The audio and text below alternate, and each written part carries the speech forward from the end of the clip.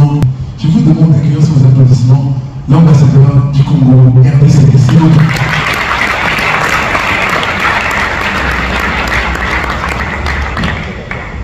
Et vous savez, on a une nouvelle présidente des ambassadeurs francophones qui a eu la chance de nous recevoir il y a quelques semaines. Elle est à la fois brillante et talentueuse. Je vous demande d'accueillir Madame la Présidente de l'ambassadeur francophone, l'ambassadeur de Montréal-Ici. Monsieur l'ambassadeur, c'est à vous. Merci infiniment, Monsieur le Président Jean-Loup, à vos titres et qualités. Je suis très heureux de prendre siège parmi non seulement mes collègues ambassadeurs, mais aussi cette diversité qui constitue la beauté, qui constitue véritablement la beauté de la francophonie. Tout a été dit presque. Le président de notre groupe, qui a évoqué notamment la dimension de la RDC au sein de la francophonie. La puissance géographique également, quand on regarde les 2 340 000 km² de la RDC, également en termes des locuteurs, près de 100 millions aujourd'hui, un peu plus de 100 millions des Congolais. Et je peux vous assurer que si vous perdez dans le bassin du Congo, en pleine forêt équatoriale, vous trouverez toujours quelqu'un qui va vous indiquer un chemin en français. Parce que c'est la langue la plus parlée chez nous.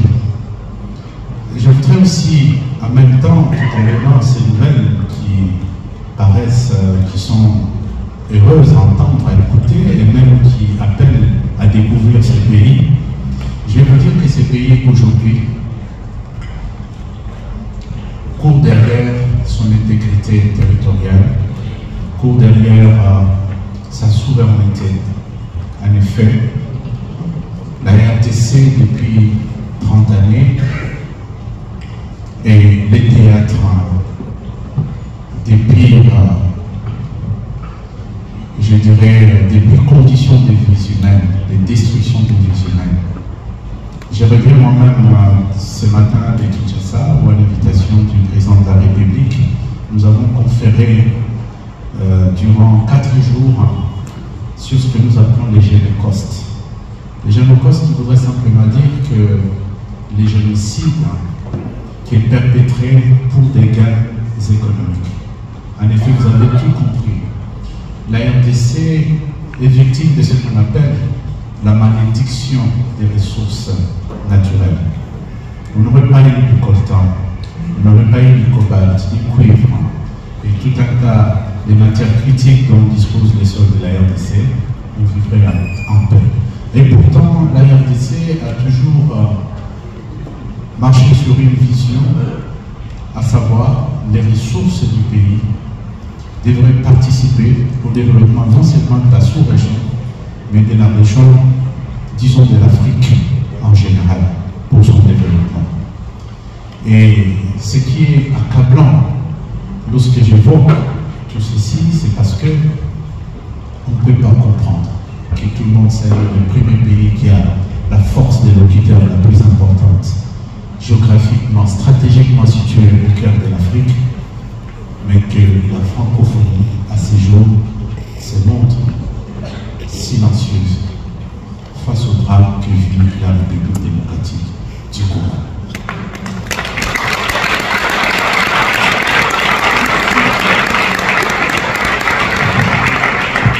Ce silence, finalement, devient coupable. Nous attendons la francophonie. Nous avons besoin de la francophonie aujourd'hui. La francophonie, c'est un destin choisi. Nous avons choisi d'appartenir, de partager ce destin avec les pays francophones. La francophonie, c'est notre futur que nous sommes en train de construire pour nos enfants, nos arrière-petits-enfants. On ne peut pas comprendre que la RDC, pendant 30 ans, aujourd'hui, les génocides congolais est évalué à près de 10 millions de morts. Les femmes, les êtres semblables sont utilisés comme armes de guerre. Et nous sommes en plein 21e siècle. Où est la francophonie? Nous posons bien la question. Voilà la question, l'interrogation. parler, parce que nous pouvons continuer à parler de l'économique, du social. Tant que les vies humaines sont menacées, le XXIe siècle est en train de vivre aujourd'hui à travers ce qui se passe au Congo. Les génocides sont les premiers génocides du XXIe siècle. Vous avez suivi à Goma, à minuit,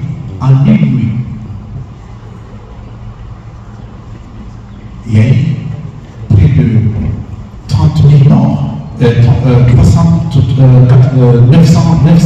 morts en minuit.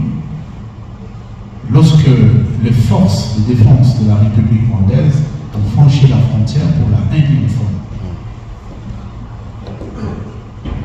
Et aujourd'hui à l'Est, c'est 7 millions de morts, 7 millions de déplacés. Et nous attendons voir, nous cherchons la voie de la francophonie. Et à ce jour, c'est le silence, le plus total. Merci. Merci beaucoup, Excellence. Alors...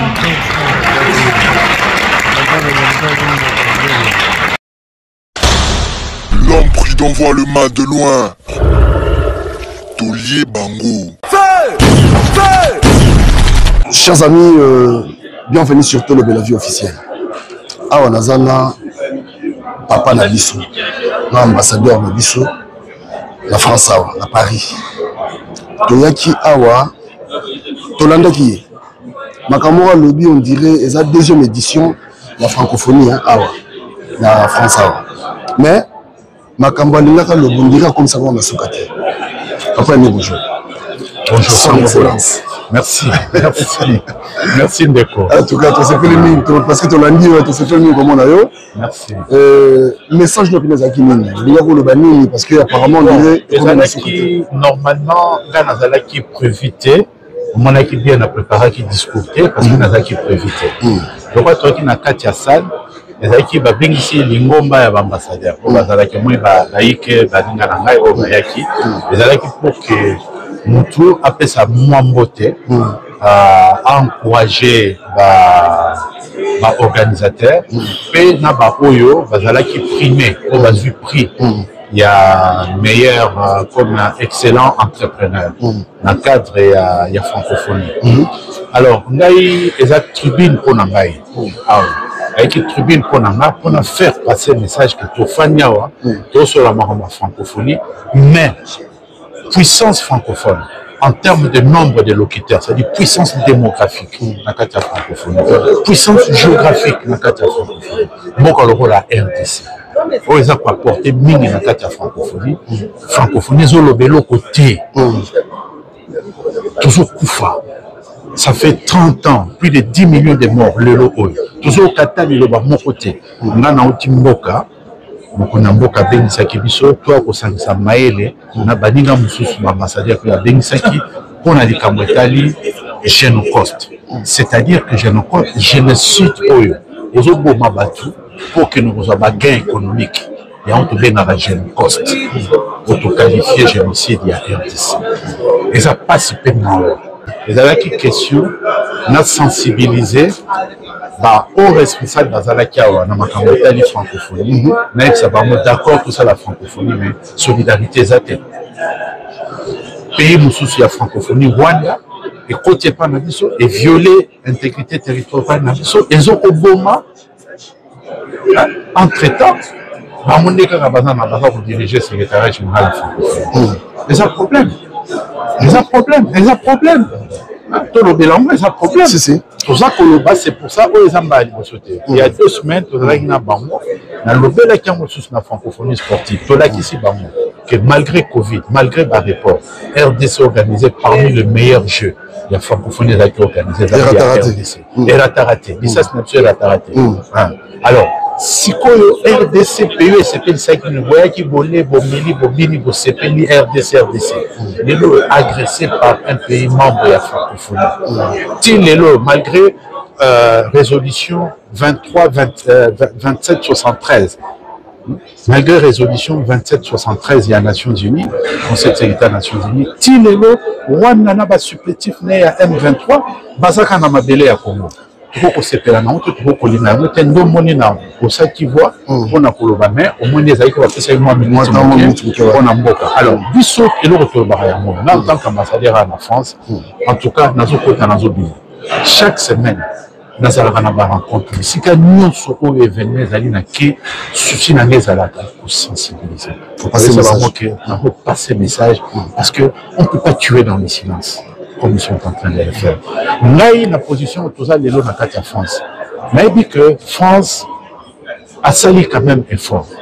Au moins, il y a ambassadeur à France, quand on va adopter résolution 2773.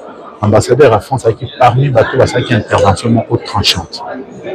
Na ba rencontre na eza na Élysée, eza na Quai d'Orsay, eza na ba commission affaires étrangères, il y a Assemblée nationale, il y a Sénat, eza ba conférence na zo sala pour nous sensibiliser la société civile na bango à travers na grande école, na ba université, j'étais à la Sorbonne, j'étais dans 2-3 grandes écoles, j'étais à l'université des Créteil, j'étais à l'université des Saclay, ainsi partout parce que il faut sensibiliser la population, opinion PMMAK. Il y a un monde de l'Oyo, opinion à commune. Mais la France, malgré ce qu'elle a pu faire jusqu'à présent, mais nous pensons que la France a un levier et levier.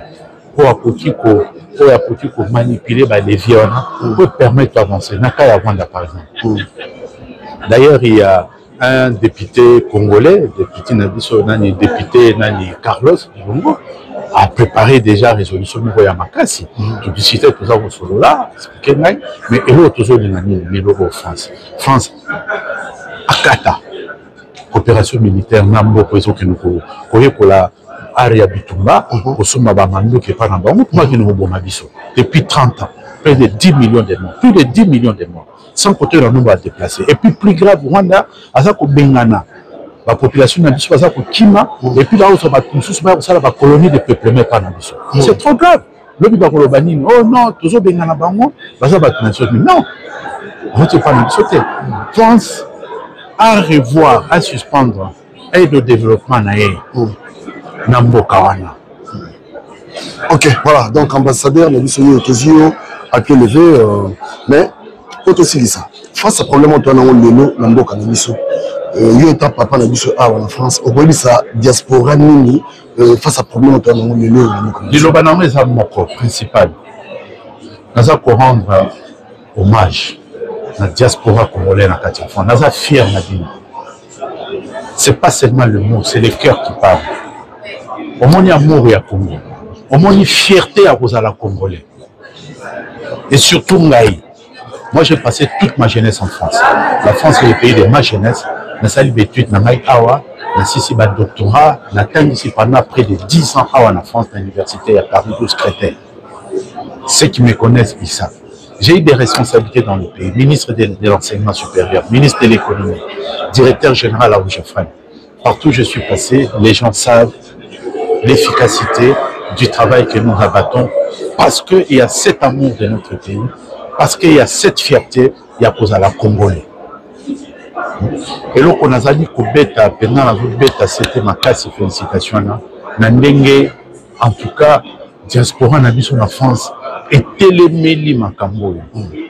Tout le monde a ban à Toboti Awa, Batata Makona Kobote, Nebasa Kotambola, Neba Tamboli, Naba drapeau ya Mboka na biso, pour non agression ya Rwanda. Toroy Koluna ya Moté. Non na silence ya communauté internationale. En tout cas, Ngana Zaliawa au service de Bino, Banakulo, Biso Kalatobe na Baziano. Donc, on a dit qu'on a Bino Baziano. Badjika. Badjika. Maintenant, on a dit Baziano. Donc, vraiment, et ça pour Nabolingo à Congo. Ambassade, tout de suite, change à Congo comme Maison Congo. C'est-à-dire palais na biso. Donc on a un palais. Donc aucune ambassade, aucun palais na biso. Voilà. 30 juin, biso tout ensemble. Et ça la makamune tout ça qui pêche nos postes, biso nous surtout ensemble l'ambassade. L'ambassade les a ouvert, les alliés Congo na biso à Nakati à Paris. Ngai nazali ouvert nayebi passe ya diaspora parce que moi-même j'ai vécu ça. Nayaka na mboko na la jeune na première année na université. Donc ba étape tour d'ailleurs batu bayaka mingi na ambassade so na kaka mutabani kaka fungoli kaka dossier mon nayebi non ana difficulté ana difficulté tout ça ni poto ça lisandi. Voilà to lia na pona ko salisa parce que comme mokonzi tango atininga awa ordonnance bimi ayambi ngai abi na ngai mission na yo ezali diplomatie ezali coopération internationale mais mission ya makasi nga na pesio mission ya makasi na pesio proximité na communauté na biso pour améliorer ma prestation oyo ba communauté na so basengeli na yango yango moyenne tileo na zolo baboye aux asiana yebani aux congolais bon pour des raisons il y a yo moko okoma français par exemple omoko notala mboka na yo papa naza na bomoye mama naza na bomoye pale na bino na mbeto za ola les akna nkuna donc oza congolais pour la biso ce qu'on dit que mboka c'est normal pour champoza juridiquement aux nationalité musu ça rappelle moi ba conséquences ceux qui oyé pour na koluka visa ba repérer visa le même jour avant 10 heures. Oui, avant 10 heures au quotidien dossier nayo, oui, à 14 heures, oui, on retire visa nayo, aujourd'hui l'avion nayo calmement, les attaques au Makuna, aucune manœuvre, aucune na frontière, na DG, base là, entre temps, bilo peso les Canasima, valise nayo, non. Oui, aujourd'hui passeport non, oui, nango le même jour, oui, aussi na visa, on a Congo établi tout le monde le même jour. Les attaques que nazo, na si na salle, on le laisse aller à table 6 mois. Peut-être bien voir qui ça nous, va y savoir na. La salle à Moscou, ça lui va 6 mois passés. Non, à travers cette émission, je crois que. Donc, tout ça pour le battre, on peut qu'on soit nationalité Moussous, Oyo Lindi. Mais Oyo Botama Nango, sur Botama Ziana, sur Botama Congolais, Congolais. Mais c'est quoi l'affaire à ma passeport? On profite pour la maman, pas de bateau. Pas de bateau, tu vas zoner la moitié pour le passeport. On peut ça va tout le monde parce que ma télé. Depuis Nanaye, moi, Mikolo Naaki Awa, Nazoloba sous contrôle, Baïbi Bisso, depuis Nanaye Awa. Na bengisi na kengai moko ko bunda ditumba passeport lo aliboso na rango 1500 lo mususu ya 1000 donc son a sali total plus de 3500 passeports na ndenge tozolo babu ya kata lobindeko comment na guichet ba passeport au moins ba passeport et fanda au moins 700 passeports tozolo kabakulu na omba ya recevoir mais sikoyo na ebi que problème eza résolu no sauté eza pas ngai biso na passeport to soit ata 1 euro na nikolote montant bo futara ya passeport ne montant tout na Kinshasa siko ba demba sala passeport ezali biso te na ambassade to fabriquer passeport passeport les a fabriqué na Congo na nani les a fabriqué na Souba Bengi Lokosen c'est une entreprise belge en partenariat na en partenariat na gouvernement na biso alors Mikolo Lekaki avant Ganaya batumingi commandaki ba passeport ti lelo ba musuna bazwa passeport wana te alors bango siko le roi bazwa mbongo ya ba commande wana te biso pe tozwa mbongo wapi otokoka couvrir gabwana ya on la comela qui est l'état la comeli tutelle na biso de façon que tout à la l'état congolais a kozwa en charge puisque moi ba récupérer son bon wana ninga emi ba moi to récupérer zate que l'état a zongo en charge batina kingai commission montréal qui a wa pona yango ba sali travail na bango ba zongi doser la rapport de façon à ce que l'État congolais, le ministère à Finances, effectivement, après certification, a zongo en charge, comme ça, le COSEM va garantir que ça là, passeport à Batoyo, l'État pour rembourser. Tout ça, la solution de soutien. D'abord, il y a le coût. Il y a le coût déjà. Il y a le coût à l'Ikamwana. Donc, ceux qui ont besoin de passeport, pendant que l'ambassadeur d'Abisso, Tolingi, Mingazali, si on a besoin de passeport, quel là on a passeport? On a besoin de ce qu'on voilà ce qu'on problème. Les lots sont courriers, où il y a pour le cas, tu vas son passeport en ambassade, tout est dans bon. Tout est là, va donner à Batuna Kinshasa. Le coup, la Nyungwane Futamate, Bayankewan, où il y a le conseil, moi, entreprise. Bazoa, là, il y a Batu, il y a Sika, tiens dans la poche, bah, il y a Nyungu. alors voilà wana nyongo ya lupango okosimisa mama lupango okosimisa ebongo pour ozana mwa projet tia peinture nani oyo ya bino papa ozala na nyongo na récupérer wana nde tozobundana mama ministre na biso aza pe kosala effort ya koide biso de façon que mbongo biso totindaki wana basalela ngo bapasseport tolibere batu oyo baye omoni ndeko na wana yebisako ke ngai na koleli awa nasali vi na nga nayebi mpasi ya diaspora nazoyebisa yo donc soki namoni moto aye kozela passeport naza koimagine ele mosusu alela azwa nkanda na ye depuis longtemps apesa ye titre ne ya séjour babi yaka na passeport sikoyo azomona ke passeport ezoumela azosouffrir mosusu ezali peut-être ke po avoyager na bana passeport eza te azosouffrir aza bloqué mpasi wana nayebi yango obi ke na désigna tout un diplomate azawana mama moko azosala mosala na ye vraiment korendre nga rapport nazwaka rapport ya passeport chaque jour nayeba où est-ce qu'on en est passeport eza na bato boni bazwi mosusu nini alors tomonaki que société oyo efabrikaka passeport d'ailleurs contrat na bango ezosila mikolo et donc société mosusu à Nantes tobandi bango bazala plus efficace bakozwa relève mpo baede biso parce que omoni kaka guichet moko wana oyo affaire étrangère nesika 26 provinces ya Congo oza na besoin passeport kaka na guichet wana sikoyo biso toza na étranger awa toza peu près 90 missions diplomatiques na monde kaka na guichet wana tosengaka bapasseport ozomona guichet moko kaka wana bapesa bapasseport donc demande ekomi plus important que capacité ya production entreprise wana ozocrée biso baproblème ngai natia l'institut tofutaka ye chaque mois l'institut mutu loko point focal na biso na ministère affaires étrangères alandelaka makambo ya passeport apesanga rapport chaque jour bapasseport boni basali ozozela comme est ce que ekobima mokolo nini natia mutu chaque mois mutu wana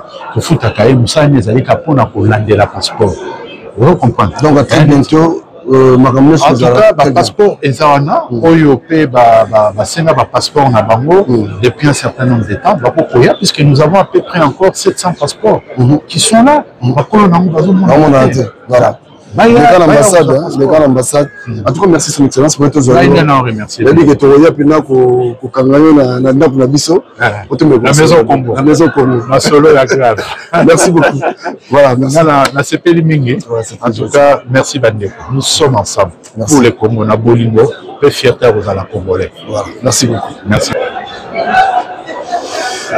voilà tozalaki awa toza awa na ambassadeur na biso biso tokolanda ye comme surprise tolobela vie na pointe toyaki wana totunia mituna oyo nango kotumaka mapasseport fai pa totuna ye me totunie yango osentir ke ambassadeur na biso osola so olinga bato boye ti esali biso bien parce que afrappe dur kuna mema mpe sango ya Congo boye yokaka mema sango ya Congo boye en tout cas ambassadeur na biso coup de chapeau to sepeli. Quelques minutes d'attente, merci à vous. C'est un véritable plaisir, un grand honneur de vous accueillir pour cette deuxième édition. Nous étions réunis l'an passé, je retrouve beaucoup de visages qu'on avait vus l'année dernière sur la première édition. Ravi de vous accueillir. J'ai envie de vous dire quelque chose, vu le succès qu'on a eu sur l'organisation de cette conférence. J'ai envie de vous applaudir, que vous vous applaudissiez, parce que une conférence sans ces magnifiques participants qui n'est pas la conférence qui va tenir ce soir. Alors je vais animer cette soirée avec mon acolyte, mon compagnon avec qui nous avons travaillé tout au long de ces dernières semaines. Merci à toi Christopher Bomba. Je te laisse dire quelques mots. Merci ma chère Cathy Joy, c'est un vrai plaisir d'animer cette soirée avec toi. En effet, notre défi, c'était réussir cette très belle soirée et je pense que vraiment nous y sommes arrivés. Alors malheureusement, j'ai l'impression qu'on a eu un petit peu plus de succès que ce qu'on attendait puisque tout le monde n'a pas pu trouver de place assise. Donc on va essayer vraiment de faire au maximum pour que tout le monde puisse être à l'aise. Mais vraiment, c'est une très belle soirée et je peux dire que cette salle représente exactement ce qu'on aime des diasporas. C'était ce que nous avons voulu.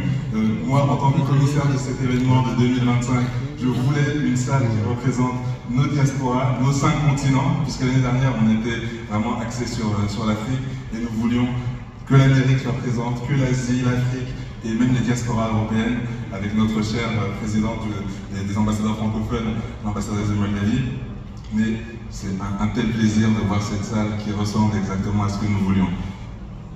En tout cas, moi je voudrais faire un petit clin d'œil, je vous demande de l'applaudir parce que ça a été la marraine de l'édition l'année dernière. Merci à toi Elisabeth Moreno. Merci à toi, à ton soutien, à ton sourire, à ta bienveillance. Vraiment, vraiment très heureux de t'accueillir. Sans plus attendre, je vais demander au président du CESE, merci monsieur le président, de venir nous rejoindre. Et puis également le président du groupement du patronat,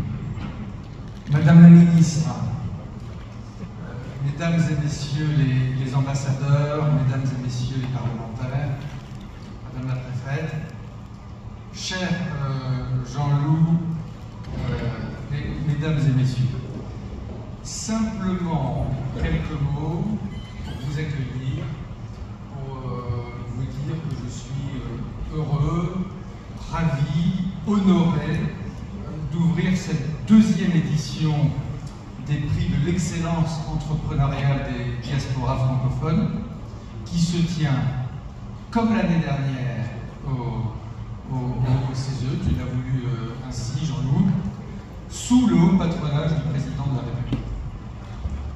Alors, comme je vous vois toutes et tous, je me dis qu'il faut croire là que nous tenons une vraie innovation de rupture avec cet événement autour de l'excellence entrepreneuriale, puisque l'affluence a spectaculairement grossi au point que cette hémicycle a dû refuser du monde.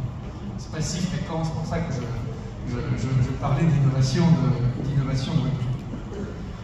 Je salue, je l'ai fait, mais je salue notamment la présence en nombre d'ambassadeurs de pays francophones et d'ailleurs. Dans notre monde, en proie à une guerre économique dont nous commençons à peine à entrevoir les conséquences, il n'est pas étonnant que la célébration de l'entraide, de la coopération et d'une certaine forme d'internationalisme trouve aujourd'hui un large écho et que la francophonie paraisse un havre de paix. Je suis profondément convaincu de l'utilité de ce que j'appelle probablement un peu hardiment la diplomatie des sociétés civiles, qui ne remplace pas naturellement l'action des États, mais qui la complète, et qui la complète tout particulièrement de façon fort heureuse quand les États peinent à se parler. On sait que les relations entre États, y compris dans l'espace francophone, peuvent connaître des hauts et des bas, mais à travers les organisations de la société civile, à travers les entrepreneurs notamment, les peuples continuent d'échanger, de coopérer, de s'entraider, de parler, et ça me paraît tout à fait central. C'est la raison pour laquelle, cher Jean-Loup, je suis particulièrement heureux, tu le sais, que le CESE soit non seulement lieu d'accueil, mais aussi d'une certaine manière partenaire de cet événement, en tant qu'assemblée de la société civile organisée, ouverte sur l'Europe et le monde, mais aussi en tant que membre de l'UCESIF, l'Union des conseils économiques et sociaux francophones, que j'ai l'honneur de présider pour encore quelques mois. Monsieur l'ambassadeur de Côte d'Ivoire, les 26 et 27 avril prochains, avec le groupement du patronat francophone, avec Jean-Loup, je serai à Abidjan avec mes collègues de l'UCESIF, avec les autres conseils de la francophonie, et je transmettrai le relais de la présidence de l'UCESIF à mon homologue et ami ivoirien Eugène Akaoui. Et j'en suis vraiment ravi. Je veux enfin saluer devant vous l'énergie et le dévouement du président du groupement du patronat francophone, Jean-Loup Blachier.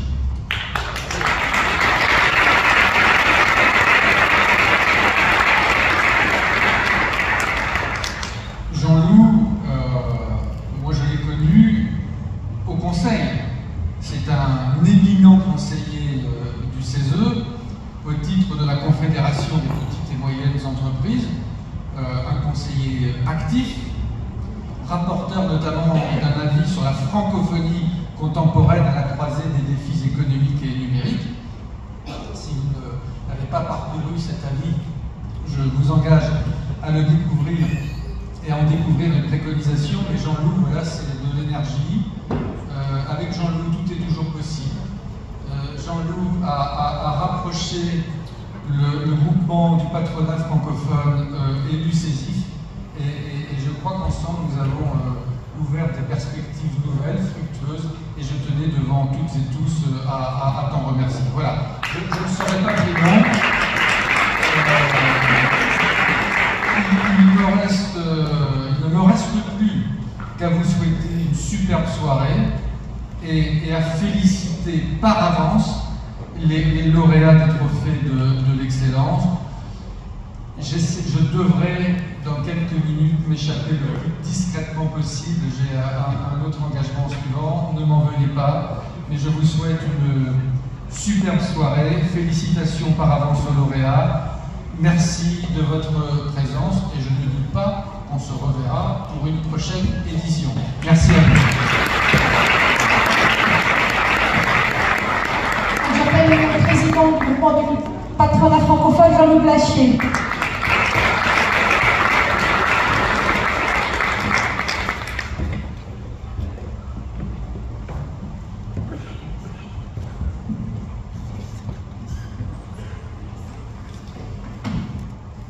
Merci, et puis avec tous ces mots, tous ces applaudissements, vraiment ça va droit au cœur, mais c'est vous en effet qui devez être applaudi, parce que c'est vous qui êtes venus, c'est vous aussi qui avez fait des choses extraordinaires en venant dans notre pays, c'est vous aussi qui êtes originaire de différents pays, et à l'image de Khadija, moi je trouve qu'on fait des choses extraordinaires ensemble.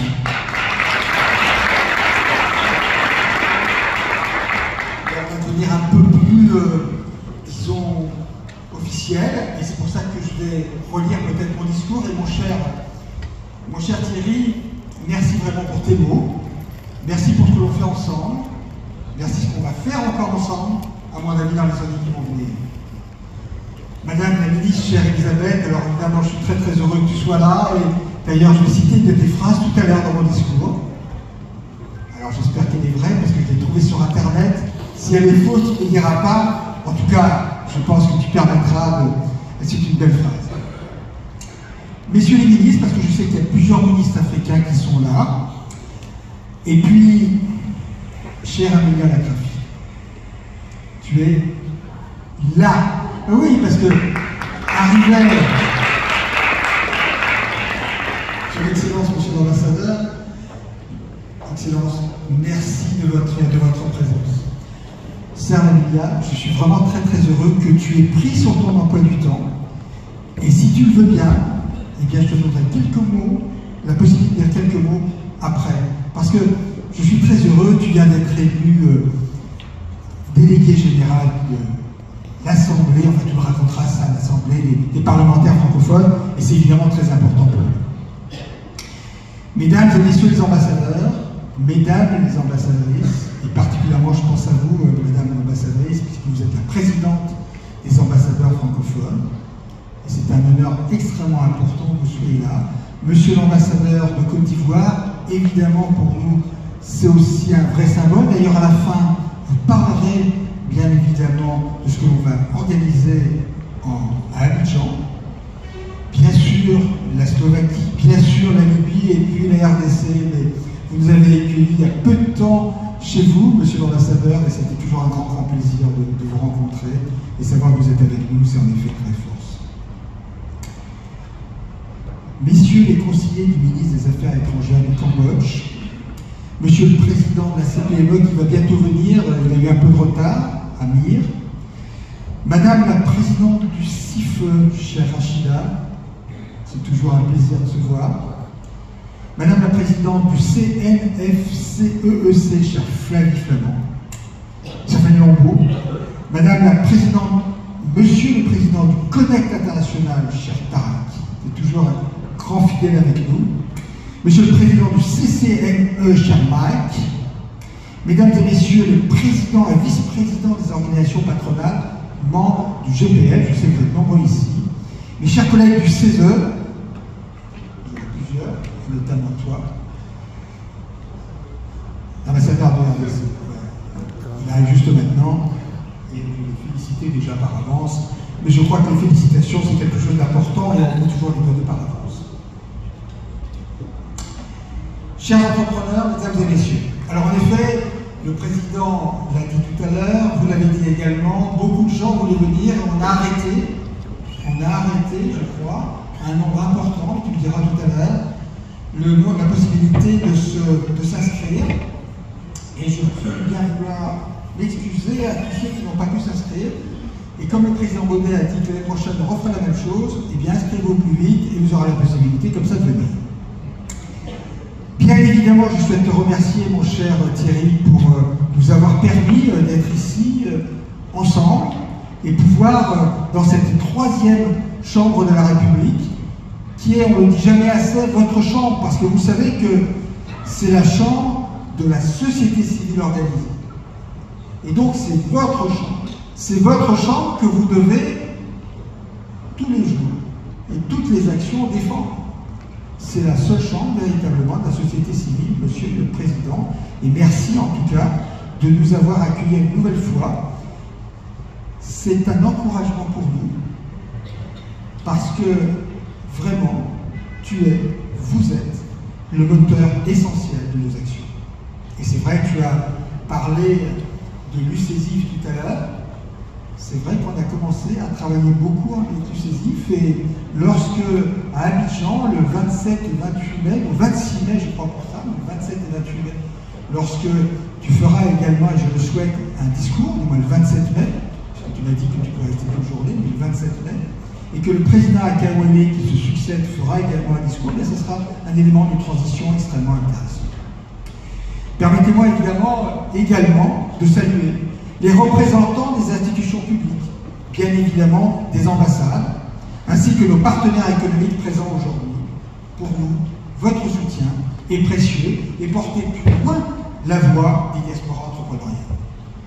Alors vous savez, vous nous connaissez maintenant, mais le GPF est un réseau au service des PME francophones. Le groupement du patronat francophone fédère aujourd'hui 60 organisations patronales. Et parmi les dernières organisations patronales qui nous ont rejoints, c'est pour ça que je félicite monsieur l'ambassadeur de Namibie et ça fait vraiment très plaisir qu'il soit là, parce que nous avons les femmes entrepreneurs de Namibie qui nous ont rejoints grâce justement à la recommandation de la présidente du CIFE. Donc c'est 60 organisations patronales, mais c'est principalement des petites et moyennes entreprises, celles qui ont besoin d'être accompagnées pour se développer. Et à l'intérieur du groupement du patronat francophone, nous avons 12 commissions et je souhaite justement citer au moins les prénoms, parce que sans ça, ça serait peut-être un peu fastidieux, mais citer les prénoms des personnes qui justement sont présentes avec nous. Et c'est le cas de Charlotte, de Khadija, de Rachida, de Flavie, de Bruno, de Mamadou, d'Émilie, de Marjorie, de Geneviève, de Marc-Lionel, de Douglas, et bien sûr,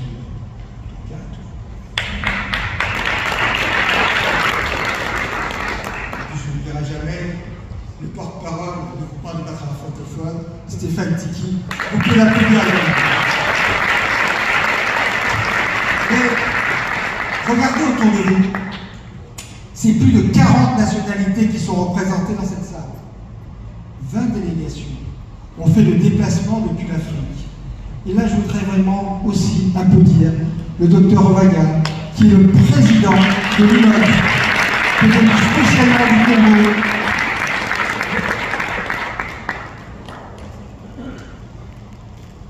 Et bien sûr, il y en a d'autres qui sont venus également, des délégations qui sont venues de l'Europe et de l'Amérique, mais vraiment, c'était important de vous dire que tous ces présidents se sont déplacés, qui sont venus de Tunisie, qui sont venus du Congo, qui sont venus du RDC, qui sont venus du Cameroun, de la Côte d'Ivoire et bien sûr du Maroc. Et merci encore, Président Ovaga. Ensemble, nous animons un réseau de plus d'1 million d'entreprises. C'est quand même important, le nombre d'entreprises.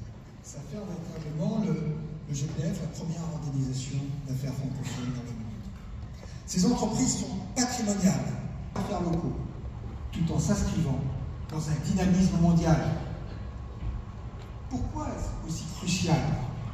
Bien parce que les PME et les PMI francophones sont des artères vitales de nos économies.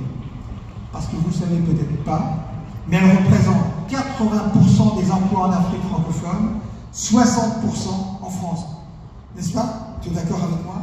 Je pense que le président de la Connect aussi, je pense que la présidente du CIFE aussi. C'est 60%, mais 80% des emplois. C'est ça qui est important. Et il faut vraiment le souligner. Ces entreprises, malheureusement, sont souvent invisibles. Parce qu'on parle des grands groupes. On ne parle pas des petites entreprises. On ne parle pas des entreprises qui sont parfois des sous-traitantes et qui sont pourtant absentes des débats économiques globaux. Mais elle pourrait apporter du dynamisme et de la plus-value dans les grands enjeux si on les considérait bien. Donc moi j'aimerais qu'on vous applaudisse, vous les PME, parce que c'est vous le moteur de l'économie. Bien évidemment, parce qu'on est là pour ça, les diasporas sont évidemment un pont entre les continents. Et je vois ici, bien sûr, beaucoup de personnes qui viennent d'Afrique, mais également des personnes qui viennent d'Asie, des personnes qui viennent du Vietnam, des personnes qui viennent également d'Amérique, du Canada, bien sûr, les diasporas, c'est entre les continents. Les entrepreneurs issus des diasporas ont une double particularité. Ils contribuent bien évidemment au développement de l'Afrique, mais aussi, on ne le dit peut-être pas assez, ils investissent dans leur pays d'origine, créant des emplois, transférant des compétences.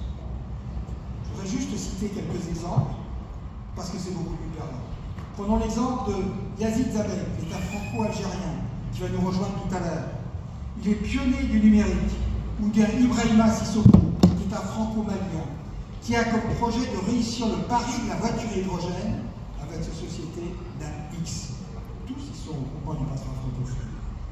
Et tous ils ont créé des milliers d'emplois.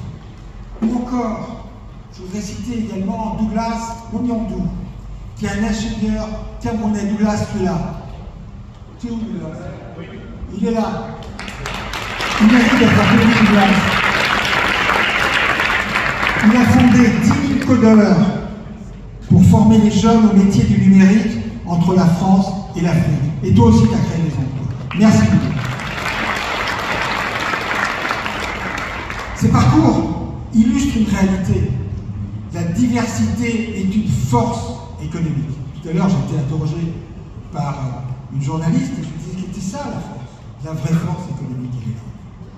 N'oublions pas que la francophonie économique, c'est un espace de coopération. Car vous le savez, la francophonie est une langue de partage, mais aussi un écosystème économique. Le marché francophone, il est énorme. Il représente près de 400 millions de consommateurs. Et vous savez qu'à l'échelle de 2050, il représentera le double.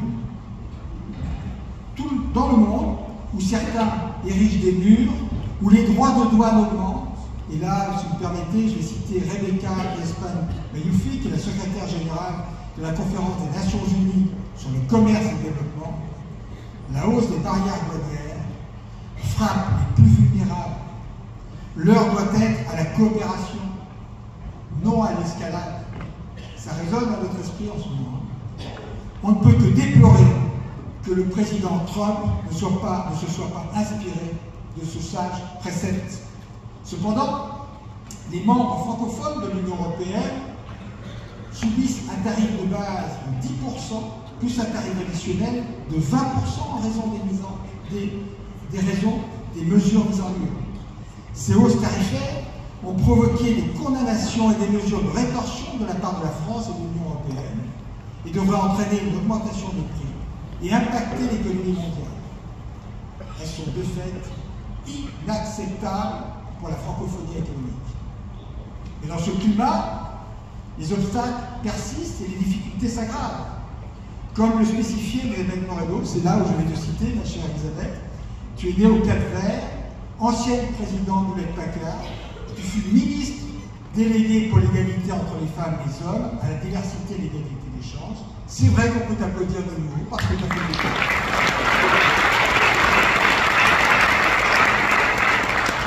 Et tu as vu à point, j'espère que c'est bien toi qui l'as dit, tu le diras, les barrières administratives sont souvent des barrières mentales. Tu confirmes? Merci. Mais vous savez que, et on l'avait vu quand on a fait justement cet avis du CESE, que vous pouvez évidemment vous procurer, 40% des projets franco-africains échouent à cause des problèmes de visa. 40%. Et quand l'administration Trump attaque nos valeurs de diversité,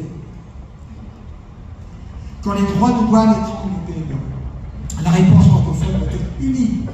Messieurs les ambassadeurs, c'est important qu'on soit unis pour protester contre ces éléments-là. La récente initiative de l'administration Trump appelle de notre part une condamnation ferme et une réponse politique. Nous devons réaffirmer les valeurs francophones en matière de diversité, d'équité et d'inclusion.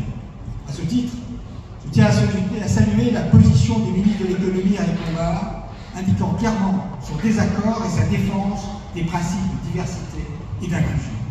Je tiens aussi à remercier publiquement le président du CESE et le président CPME pour leur prise de position sur le tarif douanier américain, soulignant la crainte de voir disparaître un tissu de petites et moyennes entreprises. Applaudissez encore le président du CESE.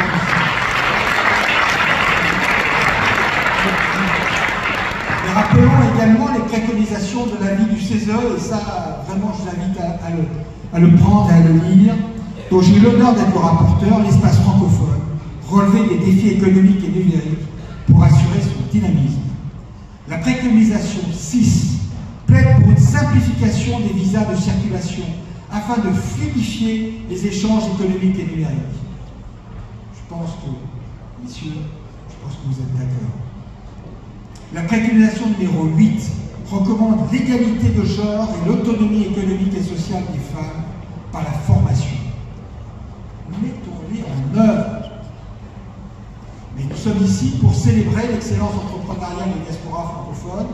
L'année dernière, nous avons distingué 6 personnalités, dont Fatou Diouf, qui était une athlète franco-sénégalaise, entrepreneuse également, qui, avec sa marque de maroquinerie Dono, lui permet de concentrer sur l'upcycling de maroquinerie et s'engager sur la voie de la durabilité et de l'innovation.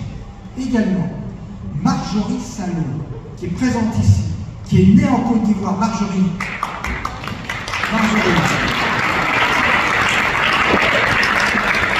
est née en Côte d'Ivoire. Son expertise dans la création et la mise en œuvre de modèles économiques inclusifs axés sur la réduction de la fracture numérique et financière, elle a accompagné Orange dans sa croissance externe en Afrique de l'Ouest. Et ça me permet en même temps d'applaudir Mme Tchombi, la présidente. Merci.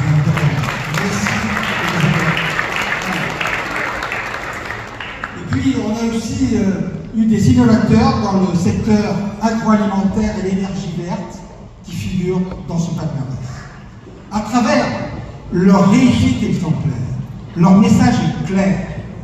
L'entrepreneuriat diasporique est un levier de croissance inclusive. Je le répète parce que c'est important. L'entrepreneuriat diasporique est un levier de croissance inclusive. Cette année encore, au cours de cette soirée, le GPF, premier réseau d'affaires francophones à travers le monde, va récompenser des parcours inspirants. Mesdames et messieurs, nous avons aujourd'hui une responsabilité collective. Nous devons soutenir ces PME qui incarnent l'avenir, défendre une francophonie économique ouverte et solidaire, agir pour que les diasporas soient enfin reconnus comme des actrices majeures de la régulation de l'économie mondiale. La francophonie économique n'est pas un club de nostalgie linguistique, c'est un bouclier pour nos PME et une arme pour conquérir le marché du demain. Je ne voudrais pas terminer sans remercier l'équipe du GPF qui a permis que cette deuxième édition de l'excellence entrepreneuriale des diasporas francophones soit un succès, et particulièrement Khadija Gamraoui, présidente de la commission diaspora du GPF, commissaire de cette manifestation. Encore, merci d'être là. Place maintenant aux différents témoignages. Vive la francophonie, vive la francophonie économique, bien évidemment, vive le GPF, et bravo aux diasporas économiques auxquelles je vous demande de faire un banc de... Merci, cher Jean-Loup.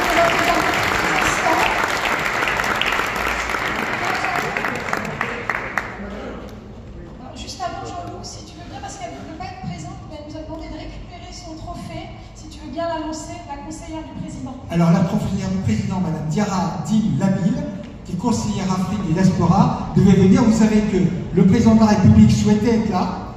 Et malheureusement, la semaine dernière, il nous a dit bah, ça va être difficile. Vous savez qu'il a quand même un petit peu d'occupation. Je peux vous assurer que l'année prochaine, en fait, c'est ce qu'il m'a dit, l'année prochaine, il sera avec nous. Voilà. Mais donc, Madame Diarra Dim Labil, elle attendait justement le président de la République, elle n'a pas pu venir. Et donc, on la remercie de sa présence. Mais je voudrais vraiment aussi accueillir Lamia Lakrafi. Je voudrais que tu viennes, Lamia, pour dire quelques mots. Amélia Lakrafi. Amélia, tu es vraiment toujours avec nous. Et puis, symboliquement, après t'avoir reçu, je voudrais te donner un des petits trophées, parce que ce sont ces trophées-là qu'on va remettre au chef d'entreprise. Et toi, tu représentes vraiment la francophonie, les parlementaires, et je vais les parler là-dessus. Voilà.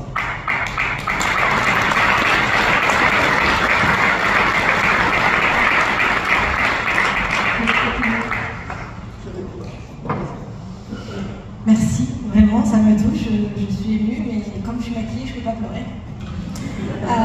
Bonsoir à toutes et à tous en vos grades et qualités. Je suis extrêmement honorée d'être là avec des visages amis, avec des gens que j'aime.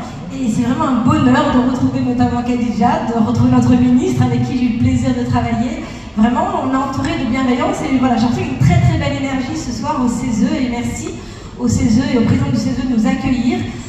Donc moi je suis Amélia Lakrafi, députée depuis 2017 et c'est vrai que ça va faire 8 ans que j'exprime ma passion pour cette langue et la chance que nous avons d'avoir cette langue en commun.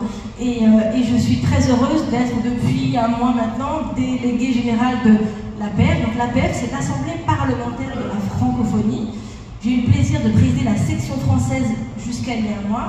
Et là, le secrétaire général, c'est important parce que c'est 95 parlements dans le monde entier.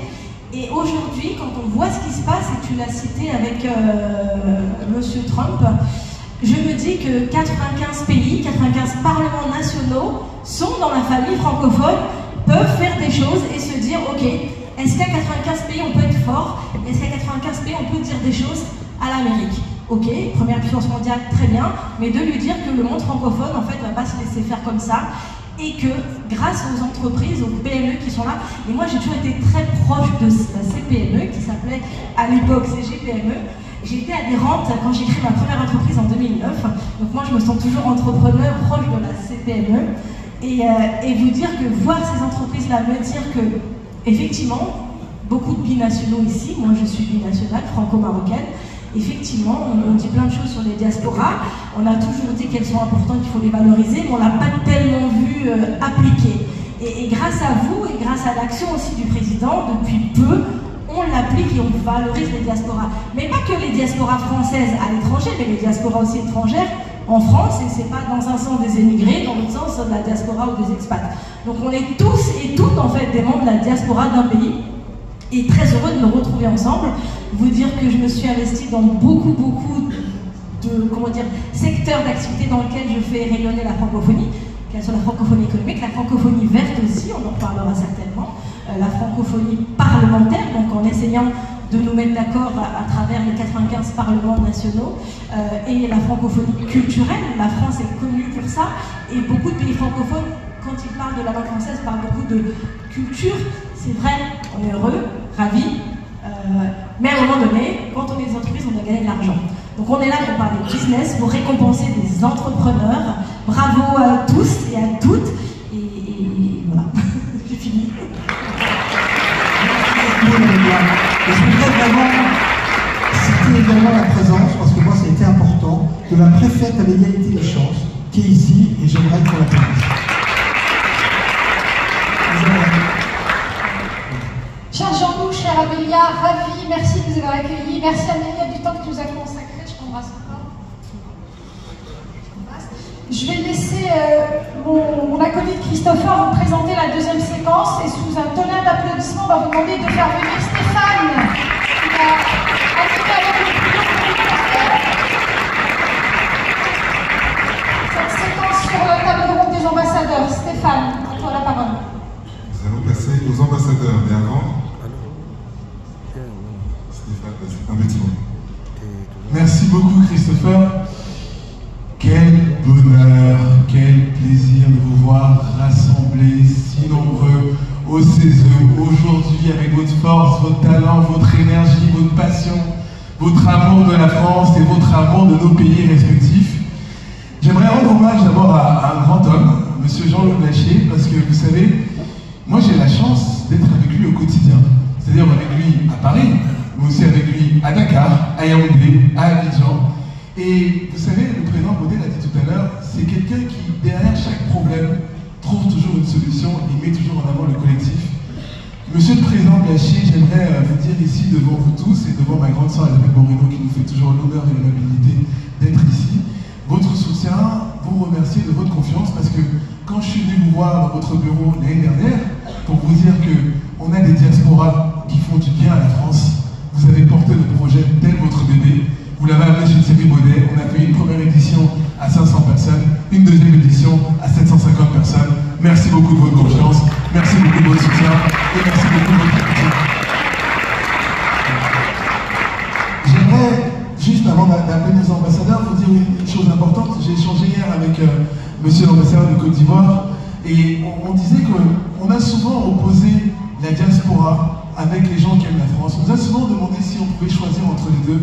Nous avons une chance, nous aimons à la fois la France et nos pays d'origine. Nous sommes dans le rassemblement, alors que certains parlent de monter des murs, des choses qui nous séparent, des choses qui nous différencient.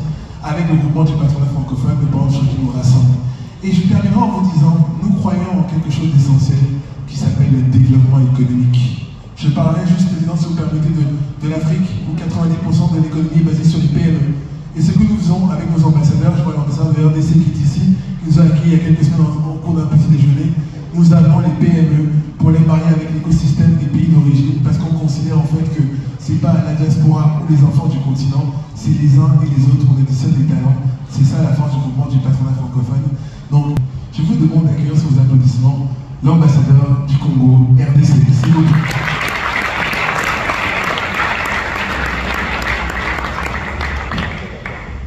Et vous savez, on a une nouvelle présidente des ambassadeurs francophones qui a eu la chance de nous recevoir il y a quelques semaines. Elle est à la fois brillante et talentueuse. Je vous demande d'accueillir Madame la présidente de l'ambassadeur francophone, l'ambassadeur de Moldavie, s'il vous plaît. Si vous nous applaudissez.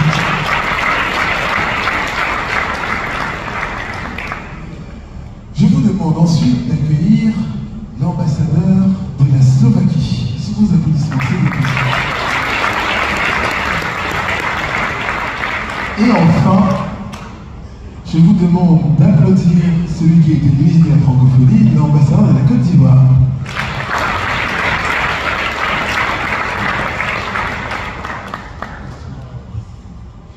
Nous avons, il reste encore une petite place, l'ambassadrice de l'Ouganda qui nous a fait l'honneur et l'amitié d'être présente. Madame l'ambassadrice, je vous en prie, sous vos applaudissements.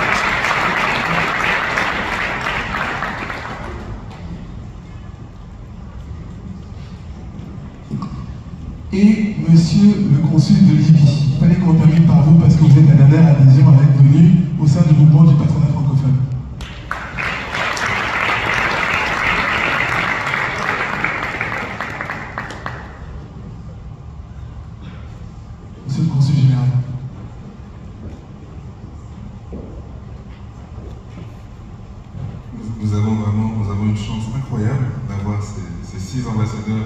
qui représente vraiment la francophonie, que ce soit Madame l'ambassadrice de Moldavie, qui est présidente du groupe des ambassadeurs francophones, l'ambassadeur de Côte d'Ivoire, comme tu l'as dit, qui était lui-même ambassadeur, qui était lui-même ministre de la francophonie.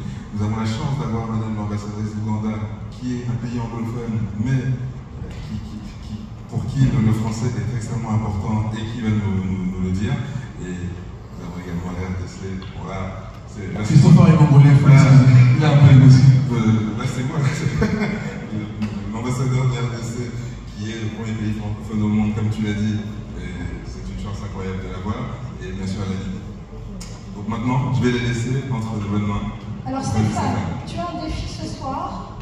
Excellence, merci à vous, on est très très fiers. Je vous demande vraiment de les applaudir parce que...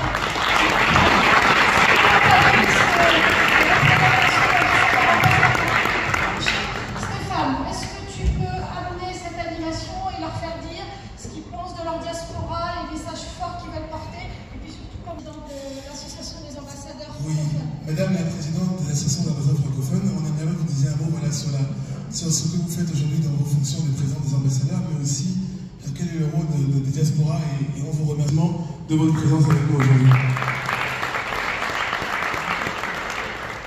Tout d'abord, merci beaucoup pour l'invitation et pour attirer l'attention à la Moldavie, mais de toute façon au groupe des ambassadeurs francophones de France. Bon, tout d'abord, la francophonie, c'est pas seulement la langue française, mais la francophonie, ça représente vraiment la coopération, le dialogue, l'unité et l'amitié.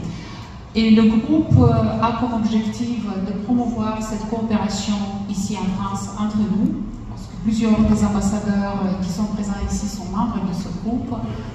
De même façon, on a aussi la promotion du dialogue au niveau du Paris, mais au niveau de région par différentes visites au niveau régional.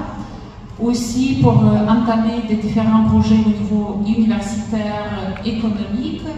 Et de même, on a aussi chaque année une compétition qui s'appelle le Grand Prix du livre du GAF. Et la cérémonie pour l'édition 2024 serait organisée demain en coopération avec l'Académie française, mais aussi avec le soutien de l'Organisation internationale de la francophonie. Je vous invite à observer nos activités, mais de même façon de soutenir la francophonie sportive, la francophonie olympique, mais la francophonie de valeur et de dialogue.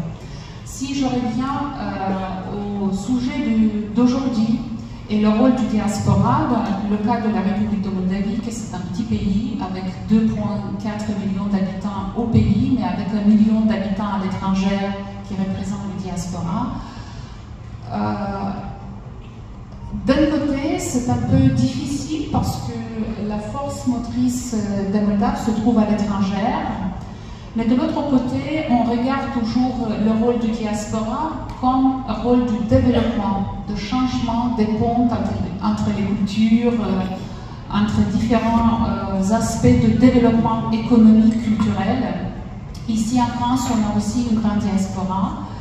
Qui ont manifesté toujours le fait, malgré le fait qu'ils se trouvent à l'étranger, d'assurer le développement et la contribution au développement du pays, aussi par les remittances, aussi par l'implication dans les différents projets, parce qu'aujourd'hui on a des projets avec le soutien du gouvernement où le diaspora assure des projets d'investissement au niveau du pays, mais aussi la participation du diaspora dans tout ce que ça signifie, processus de développement, processus de développement politique du pays.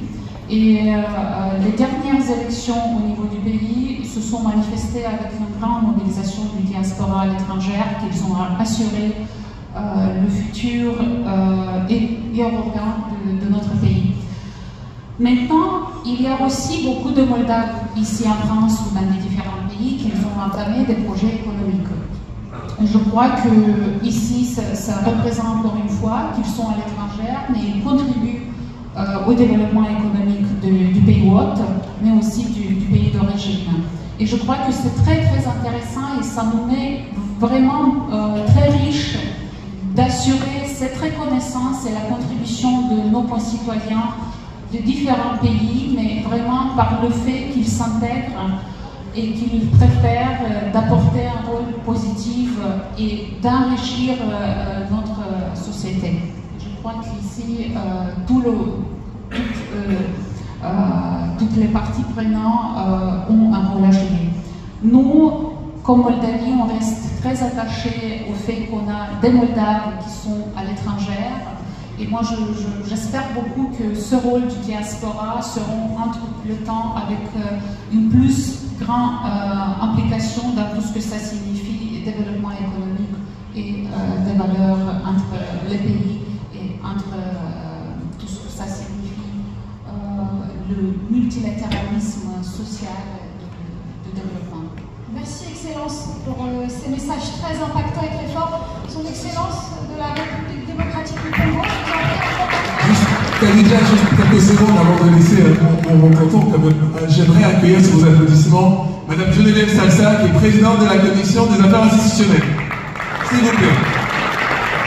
On peut animer cette séquence ensemble, mes chers collègues. Un rapport entre le Nord et le Sud. Monsieur l'ambassadeur, c'est à vous. Merci infiniment, Monsieur le Président Jean-Loup, à vos titres et qualités. Je suis très heureux de prendre siège parmi non seulement mes collègues ambassadeurs, mais aussi cette diversité qui constitue la beauté, qui constitue véritablement la beauté de la francophonie. Tout a été dit presque. Le président de notre groupe, qui a évoqué notamment la dimension de la RDC au sein de la francophonie. La puissance géographique également, quand on regarde les 2 340 000 km² de la RDC, également en termes des locuteurs, près de 100 millions aujourd'hui, un peu plus de 100 millions des Congolais. Et je peux vous assurer que si vous perdez dans le bassin du Congo, en pleine forêt équatoriale, vous trouverez toujours quelqu'un qui va vous indiquer un chemin en français. Parce que c'est la langue la plus parlée chez nous. Et je voudrais aussi, en même temps, tout en donnant ces nouvelles qui paraissent, qui sont heureuses à entendre, à écouter, et même qui appellent à découvrir ces pays, je vais vous dire que ces pays aujourd'hui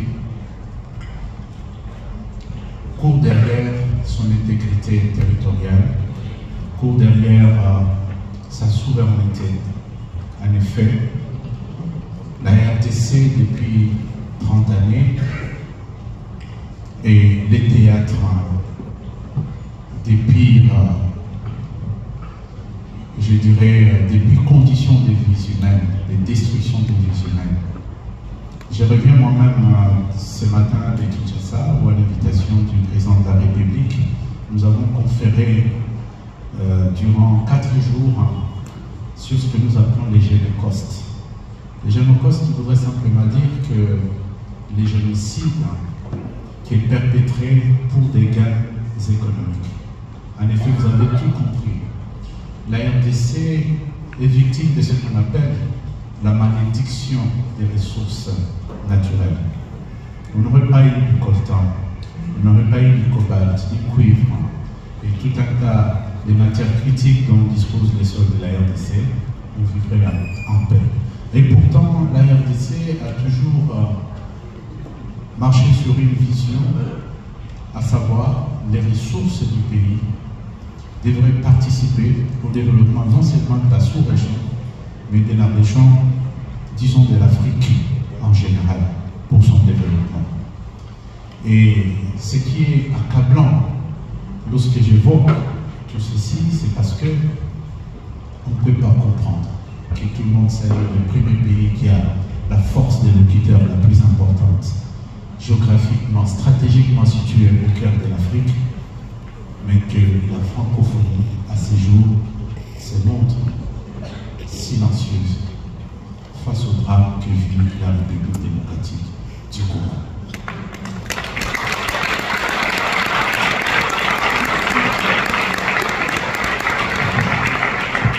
Ce silence, finalement, devient coupable.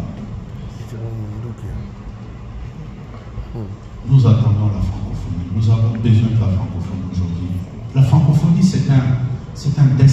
choisi. Nous avons choisi d'appartenir, de partager ce destin avec les pays francophones. La francophonie, c'est notre futur que nous sommes en train de construire pour nos enfants, nos arrière-petits-enfants. On ne peut pas comprendre que la RDC, pendant 30 ans, aujourd'hui, les génocides congolais est évalué à près de 10 millions de morts. Les femmes, les êtres semblables sont utilisés comme armes de guerre. Et nous sommes en plein 21e siècle. Où est la francophonie? Nous nous posons bien la question. Voilà la question, l'interrogation que je voulais soulever à cette occasion. Parler, parce que nous pouvons continuer à parler de l'économique, du social. Tant que les vies humaines sont menacées, le 21e siècle est en train de vivre aujourd'hui à travers ce qui se passe au Congo. Les génocides sont les premiers génocides du 21e siècle. Vous avez suivi à Goma, en une nuit,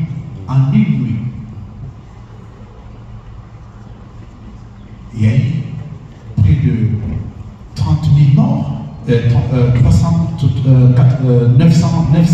morts en une nuit. Lorsque les forces de défense de la République rwandaise ont franchi la frontière pour la 1e fois. Et aujourd'hui à l'Est, c'est 7 millions de morts, 7 millions de déplacés. Et nous attendons voir, nous cherchons la voie de la francophonie. Et à ce jour, c'est le silence, le plus total. Merci. Merci beaucoup, Excellence. Alors,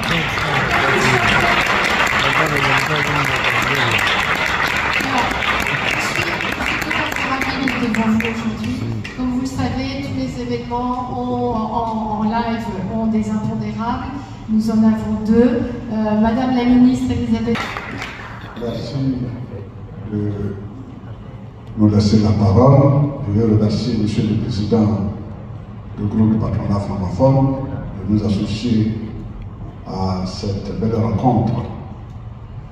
Vous l'avez dit, dans mes anciennes fonctions, j'étais en charge en tant que ministre de la francophonie. Je me souviens qu'à une rencontre internationale, un homologue ministre me demande comment on peut être ministre de la francophonie. Un peu comme Montesquieu, dans Les Deux personnes, faisait dire à son personnage président, comment peut-on être persan? Alors, comment peut-on être francophone?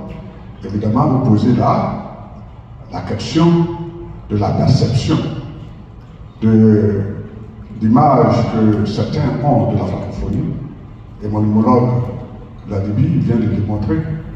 Et ma collègue de l'Ouganda vient de démontrer que la francophonie, ce n'est pas que la langue française, c'est un espace économique, c'est un espace humain.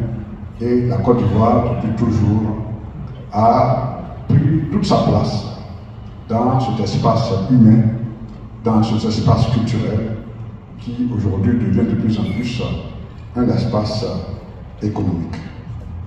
La Côte d'Ivoire est un pays ouvert, et je vous le disais hier au cours de l'audience que nous avons eue, que notre premier président, le président Houphouët-Boigny, qui nous a éduqués, qui nous a formatés, a toujours préconisé l'amitié entre les peuples.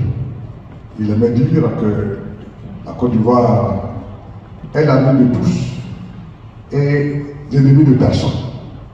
C'est-à-dire que chacun a sa place en Côte d'Ivoire et la Côte d'Ivoire veut être avec tout le monde un pays, un peuple de frères et de sœurs. Pour revenir à notre diaspora, il faut dire que la diaspora ivoirienne a eu jeune par rapport à des pays comme le Mali, comme le Sénégal, qui est une vieille diaspora installée en France depuis les années 60. La Côte d'Ivoire avait une diaspora tout à fait légère, mais le plus grand flot est venu à partir des années 2000, quand la Côte d'Ivoire a commencé à connaître la crise économique, la crise militaire, et qui a provoqué un exode. Nous sommes 30 millions d'habitants, dont 25% sont constitués de ressortissants de l'Afrique de l'Ouest, mais nous avons environ 1 million d'Ivoiriens à l'étranger, à l'extérieur, et la France abrite au moins 35% de cette diaspora. Et au niveau institutionnel, le ministère des Affaires étrangères, le Sénat de Côte d'Ivoire, ainsi que les partenaires économiques travaillent à organiser notre diaspora pour qu'elle puisse contribuer de façon efficace au développement de notre pays. Nous avons des jeunes entrepreneurs en France, un peu partout, et nous sommes heureux de voir certains parmi les jeunes créateurs de start-up qui touchent toute l'Afrique. Pour ne pas être long, la Côte d'Ivoire prend toute sa place. Et j'aurai l'occasion de prendre la parole tout à l'heure, je ne vais pas anticiper, mais c'est avec bonheur que la Côte d'Ivoire va accueillir la prochaine réunion du groupement de partenariats francophones. Et nous avons déjà accueilli en 2022, au sortir du Covid, la deuxième rencontre des entrepreneurs francophones. C'est dire que la Côte d'Ivoire entend jouer toute sa place dans l'espace francophone pour créer une famille, pour créer des liens de fraternité et de partage. Je vous remercie. Merci beaucoup, Excellence. Excellence, si vous avez la gentillesse de pouvoir vous lever, parce qu'on va vous applaudir une dernière fois pour pouvoir continuer David Camille. Merci. Jean-Louis, si vous pouvez faire une petite photo avec les ambassadeurs, on va faire une photo tous ensemble. Jean-Louis Blachier, l'équipe du GPF, avec cette belle équipe. Jean-Louis, si tu veux nous rejoindre.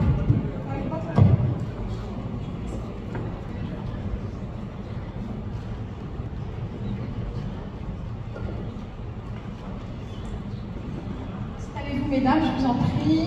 Elena, Falod, Inès, Rachida, tout le monde est là. Eh bien, c'est parfait.